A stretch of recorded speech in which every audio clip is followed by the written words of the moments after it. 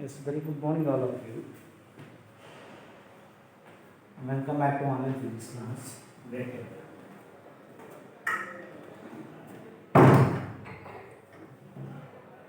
So, okay, students, today we are going to discuss continuation of right chapter, right? In last class, I discussed about refraction.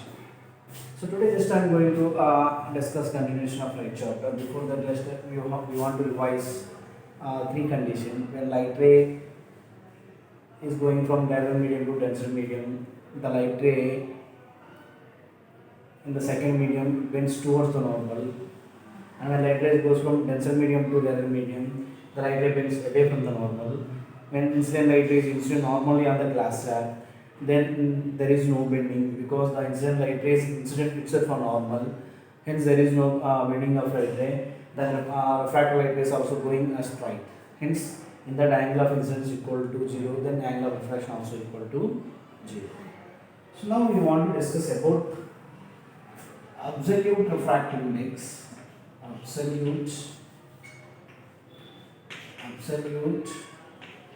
refractive index, absolute refractive index.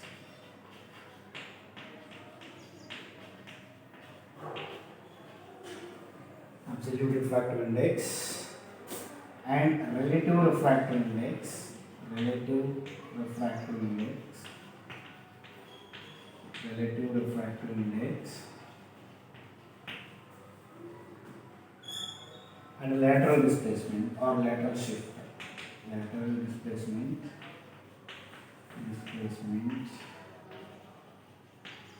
or lateral shift, lateral displacement or lateral shift. Right. These are the three concepts I am going to discuss with you on this. Last year in CBSE they asked me one question related to the relative refractive index. So what do you mean by refractive index? When we are using this refractive index, actually when we are using this refractive index means from laws of refraction. So we have two laws of refraction will be there like reflection. In that reflection also two laws are there. So but in this refraction, see for example I am taking two medium. See it is a glass slab. So it is a glass.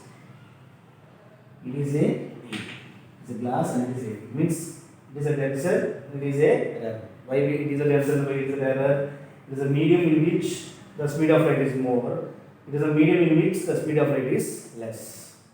So for example, taking this is a normal for both the mediums. So this is the interface of two medium. It is a boundary between the two medium. So whenever I am taking incident light ray, there is the light ray is incident on the boundary between the two medium. So when we know with the rules, whenever incident light ray is supposed to travel to denser medium, the light ray bends towards the north. The light ray bends towards the north. Light ray bends towards the north. So here what happens means, it is this light wave is going to 3 to 10 raised to 8 meter per second. So whenever the light wave enters to denser medium, then the speed of light will be decreases. The speed of light will be decreases. That only I do. So if the speed of light will be decreases, then its wavelength also will be changes. But the frequency remains same that I discussed already. So whenever light ray go from one medium to another medium, the speed of light will be changes, and wavelength will be changes, but frequency remains same. So this we know, right? So for example, if take it is a O and it is a A and it is A dash, then it is N dash and it is N. I just take your names, right? So when light ray goes from rarer to denser medium, it bends towards the normal. For example, if you see when light ray goes from denser to rarer, it is a normal. And it is incident light ray, so it is a glass now, it is a denser and it is a A. So when light ray it is a O, you can take again N and N dash, it is a A. It bends away from the normal. It goes away from the normal.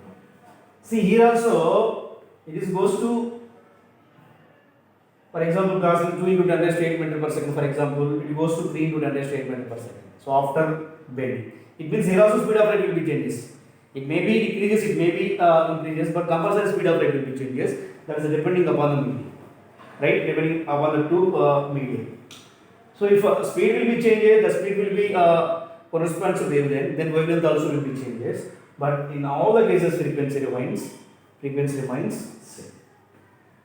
So this already we discussed this one and last one I discussed this one. See, whenever incident like that is incident is normally on the glass slab, so then there is no reflection. Hence, angle of incidence will be 0. Then angle of reflection also will be 0. But here, what is the angle of incidence? What angle of refraction? See here, this much is angle of incidence, but here this is only angle of refraction. Then here, angle of incidence is greater than the angle of refraction. See, but here it is a angle of incidence, then it is angle of refraction.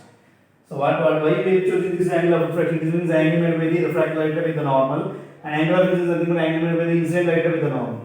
Then here see angle of refraction, this much angle will be there for angle of refraction, but this much angle will be there. Then angle of refraction is greater than angle of incidence. That already we discussed in the aspects. Here, first how we define refractive index. How we define refractive index means that refractive index will be seen in a laws of refraction. Second laws of refraction, if you remember or not. What is the second law of reflection? Second law of refraction. The ratio of the sine of the angle of incidence, the ratio of the sine of the angle of incidence to the sine of the angle of refraction is constant. So that constant we call refractive index, n or mu. We can denote that refractive index is n or mu. The ratio of the sine of the angle of incidence to the sine of angle of refraction is constant. That constant we can call it is a refractive index. So it is a refractive index is a constant. So we know very well different mediums having different speeds of light and different mediums have different refractive indexes. Different mediums have different speeds of light. If you take air, the speed of light is 3 into 10 raised to 8 meters per second. If you take glass, that is a different. If you take water, that is a different. So like that, different mediums have different speeds of light, then different medium has different refractive indices. So it is ability to refract the light. We can call it as a simply tell it is the ability to refract the light, right? Yes. And here it is a sin I by sin r equal to n or mu, and we can tell it is a Snell's law also. We call it as a Snell's law. Second law of refraction also called Snell's law. So then sin I by sin r equal to refractive index of actually it is the second medium with respect to the first medium. Second medium, or we can write this one, it is like this also. Second medium with respect to first medium, and we can write this one n2 sin I equal to n1 sin r. N2 sin I equal to n1 sin r. Right? Yes. So now, for example, when light ray goes from, just I am considering this light just I remove. Just now I want to discuss with you absolute refractive index and relative refractive index. See, here when light ray goes from one medium to another medium, maybe to glass and glass to air. So when it goes from air to glass, it bends towards the narrow. For example, let us consider if the speed of light in medium 1 is v1, and if the speed of light in medium 2 is v2. Understand? Then refractive index of second medium with respect to first medium is ratio of speed of light in first medium to the speed of light in second medium, right? And this we can write n2 by n1 is equal to v1 by v2. So this is the meaning of relative refractive index. This is the meaning of relative refractive index. We can compare in here refractive index with the speeds of light. That is the meaning of relative. Relative meaning itself we can tell it is a comparing between the two refractive indexes. What is the physical meaning of relative? Relative means comparing. We can compare two refractive indexes with the two mediums of speeds of light. For example, I want to write consequently refractive index of first medium with respect to second medium is speed of light in second medium with respect to the first medium. So this one we can write n1 by n2 equal to v2 by. This is about the concept of relative refractive index. Right? Just I not discuss with you absolute refractive index. That I will discuss already. Last class we discussed absolute refractive index. So this is about relative refractive index, dear students. Right? For example, they given refractive index of glass is 3 by 2. Refractive index of glass is 3 by 2. So just I will wait that I discuss with you. So this is about relative refractive index, right? So now, in the form of sentence, how we can define a relative refractive index is, it is defined as the refractive index of one medium means except vacuum and air,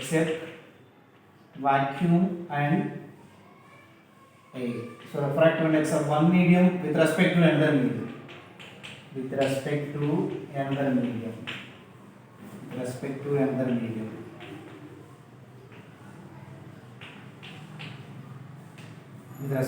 medium is called relative refractive index, RR. So refractive index of one medium except vacuum and air with respect to another medium is called relative refractive indices. Relative refractive index. How means, for example, consider if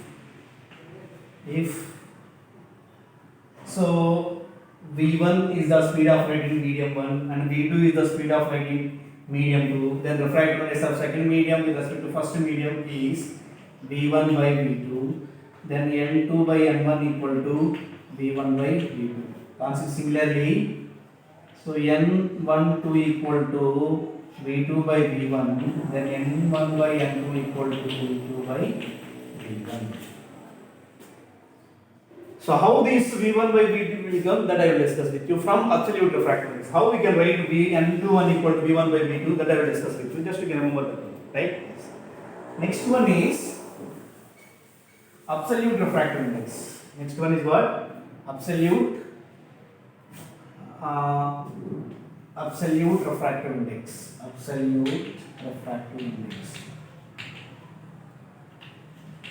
This can if medium 1 is vacuum or air, then refractive index of second medium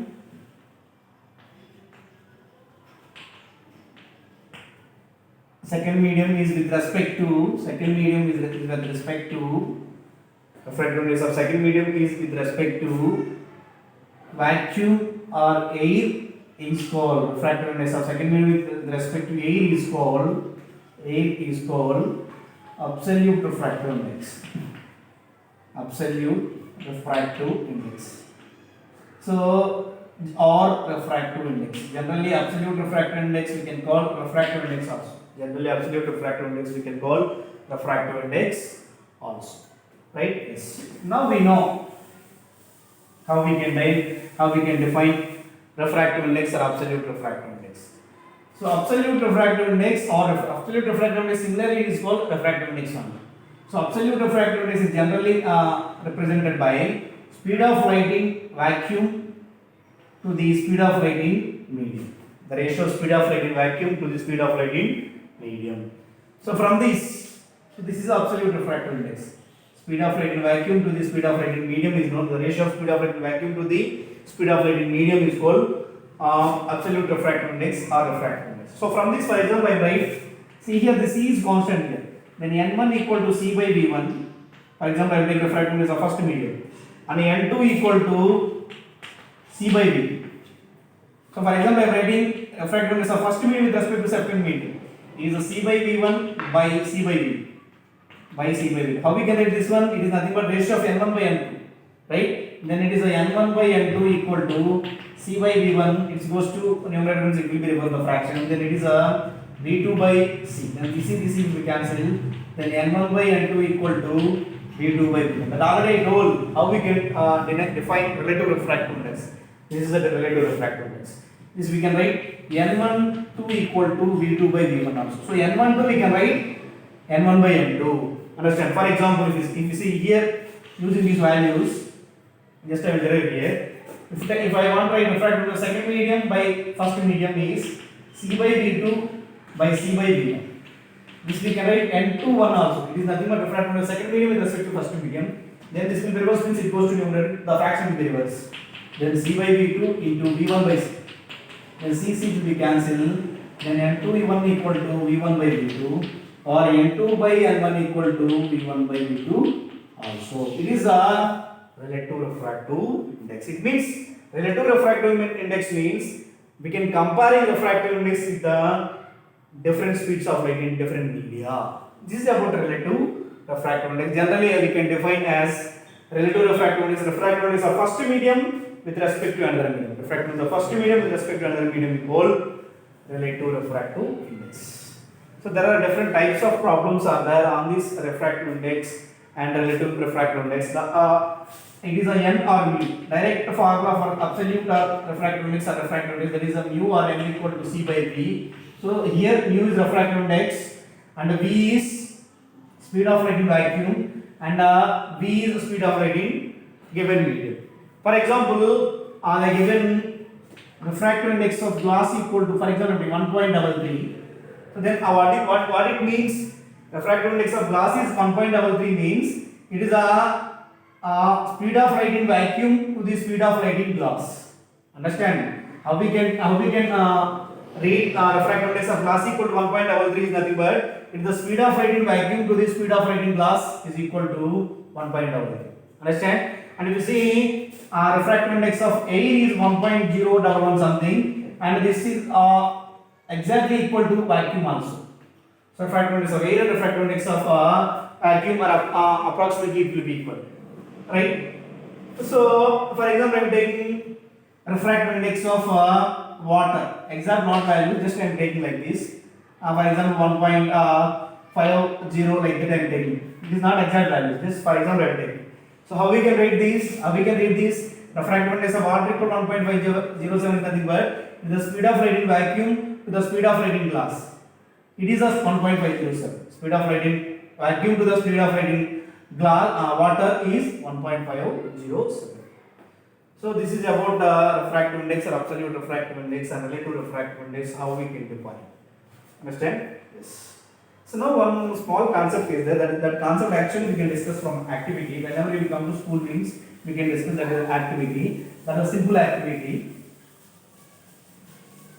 So that is a concept is lateral displacement or lateral shift. So actually we can discuss the concept from activity. The simple activity is there. For example, what is that activity means? We can take a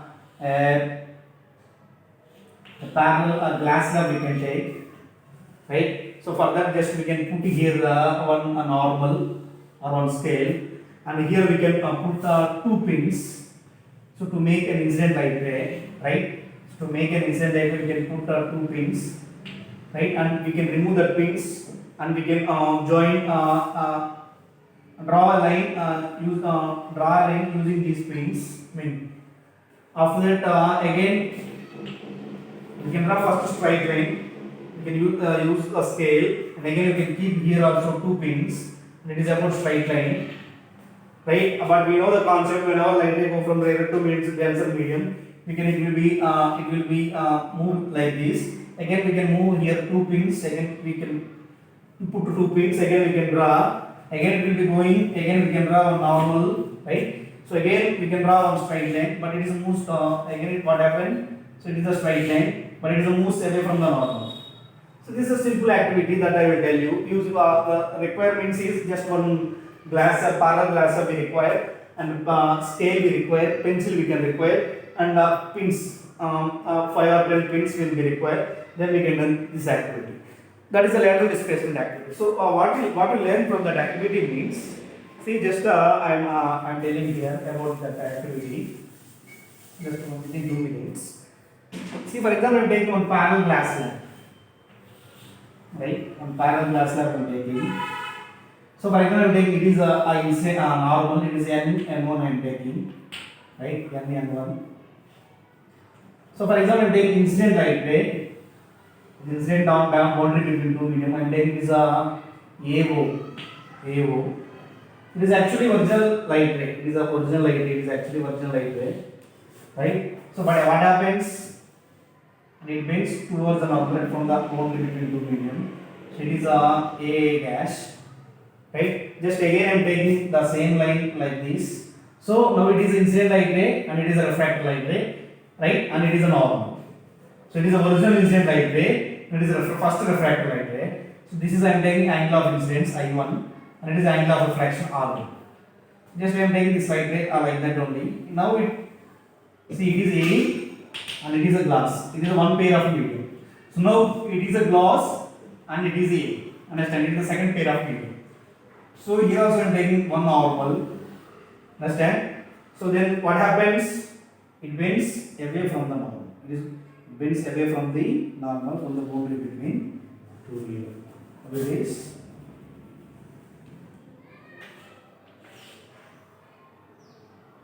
bends away from the normal. So actually it is a original path. Understand? See, it is a I1 and R1. So it is a I2 and it is a R2. Or else you can take it is a R2, but R2 becomes incident light ray for this medium, and it is a I2. So but here see, if I1 is equal to I2. So incident light ray is equal to the emergent light ray. The meaning of emergent light ray is outgoing light ray from the two mediums. So and see here, it may some deviation will be occur, but you can see, you can observe this light ray and this light ray, the shift will be there. From here to here, the shift will be there. We can tell it is a lateral shift. Understand? So some of the deviation will be there, but shift will be produced. And this emergent light ray, this emergent light ray, and this incident light ray are parallel to each other. This emergent light ray and this incident light ray are parallel to each other. Hence, some of the shift, but in between shift will be there. Some of the displacement will be there. Further, we can tell it is a lateral displacement and a lateral shift. So from that, just we can conclude it I1 equal to I2, and incident light ray is parallel to the emergent light ray. These are the conclusions from the lateral shift and or lateral displacement, dear students. I hope everyone got it about this relative refractive index, and absolute refractive index, and refractive index, how we can derive relative refractive index and lateral shift also. Right?